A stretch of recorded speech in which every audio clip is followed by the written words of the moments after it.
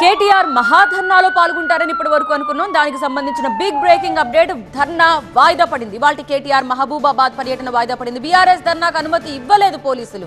శాంతి భద్రతల సమస్య తలెత్తే అవకాశం ఉందని అనుమతి నిరాకరించారు.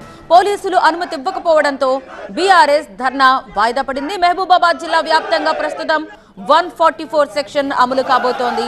బిఎన్ఎస్ సెక్షన్ 163 అమల్లో ఉందన్నారు ఎస్పీ సుధీర్ రామ్నాథ్ కేకన్. అర్ధరాత్రంతా ఆందోళనలు జరిగాయి.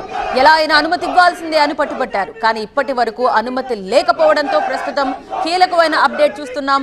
మహాధర్నా ఉందా లేదా? ఎస్, వాయిదా పడినట్టుగా తెలుస్తోంది. లగచర్ల ఘటన, గిరిజన రైతుల సమస్యలపై బీఆర్ఎస్ ఆందోళన బాటపట్టింది. ఇవాళ మహబూబాబాద్ లో ధర్నాకు పిలుపునిచ్చింది. ఇందులో ఆ పార్టీ వర్కింగ్ ప్రెసిడెంట్ పాల్గొనాల్సి ఉంది. పోలీసుల నుంచి అనుమతి రాకపోవడంతో ధర్నాని వాయిదా వేశారు బీఆర్ఎస్ నేతలు. ధర్నాకు అనుమతి ఇవ్వాలంటూ మహబూబాబాద్ ఎస్పీ ఆఫీస్ ఎదుట బీఆర్ఎస్ నేతలు రాత్రంతా ఆందోళన చేశారు. ధర్నాకు ప్రభుత్వం నుంచి అనుమతి రాకపోవడంపై ఆగ్రహం వ్యక్తం చేశారు కేటీఆర్. మానుకోటలో ధర్నా అనగానే ముఖ్యమంత్రి భయపడ్డారన్నారు కేటీఆర్.